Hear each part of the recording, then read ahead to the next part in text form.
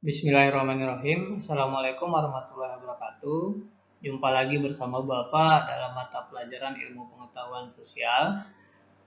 Kali ini kita lanjut ke pertemuan yang kedua, materi letak dan luas Indonesia. Yang pertama adalah pemahaman lokasi melalui peta. Peta adalah gambaran permukaan bumi pada suatu bidang datar dan diperkecil dengan menggunakan skala. Pada peta, terdapat sejumlah informasi yang menyertainya. Sebuah peta terdiri dari beberapa komponen penyusun di antaranya. Yang pertama adalah judul peta. Coba perhatikan gambar peta Indonesia yang Bapak tampilkan. Kira-kira menurut anak-anak Bapak, manakah yang menunjukkan judul peta tersebut? Nah, jika kalian sudah mengetahui, judul peta itu menunjukkan isi suatu peta. Contoh saat sekarang ini judulnya Peta Indonesia. Isinya pun menunjukkan tentang keadaan atau daerah Indonesia. Yang kedua adalah skala peta. Skala ini menunjukkan perbandingan antara jarak peta dengan jarak sebenarnya di lapangan. Ada dua macam skala. Yang pertama adalah skala angka. Di sini tertulis 1:1 juta. Artinya, setiap 1 cm pada peta sama dengan 1 juta cm di keadaan sebenarnya. Yang kedua adalah skala garis atau grafis. Nah, perhatikanlah gambarnya, skala garis atau grafis. Skala garis atau skala grafis ini bacanya setiap 1 cm pada peta sama dengan 5 km pada jarak sebenarnya. Yang ketiga adalah orientasi utara. Biasanya, sebuah peta memiliki orientasi arah utara. Nah, sama dengan arah mata angin, di mana ada utara, selatan, barat, timur, dan itu pada umumnya. Yang selanjutnya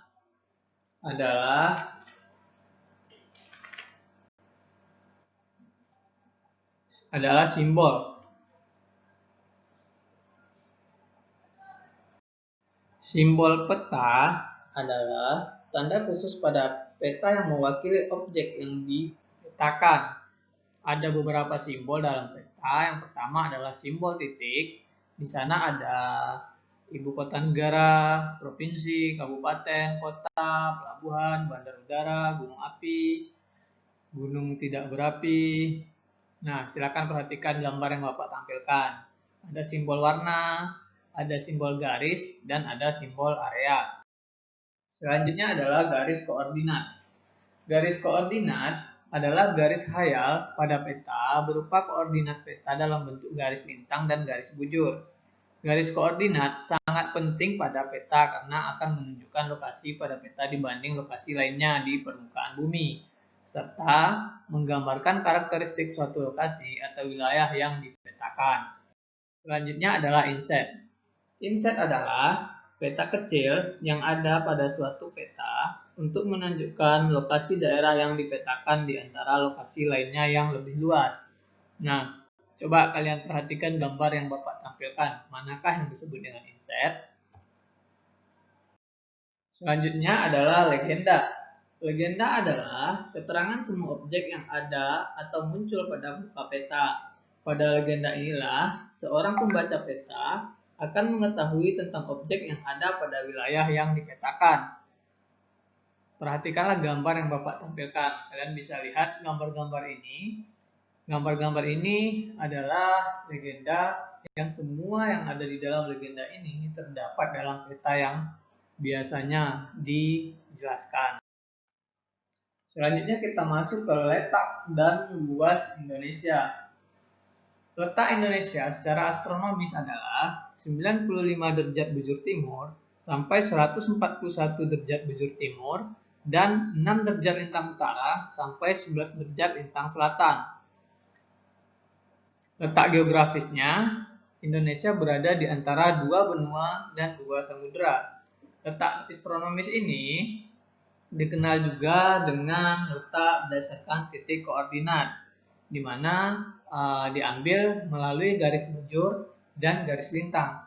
Sedangkan letak geografis adalah letak atau posisi negara Indonesia berdasarkan kondisi sebenarnya.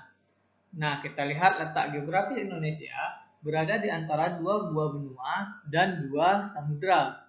Dua benua tersebut adalah benua Asia dan benua Australia. Sedangkan untuk samudranya adalah Samudra Pasifik dan Samudra Hindia.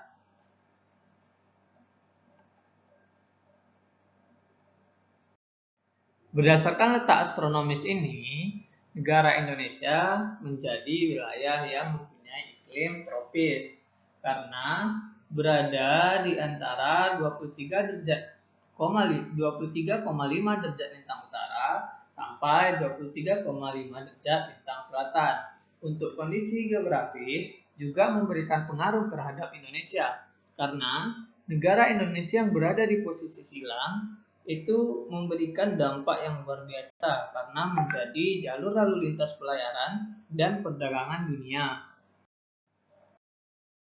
Nah, demikianlah materi pelajaran kita untuk pertemuan yang kedua kali ini.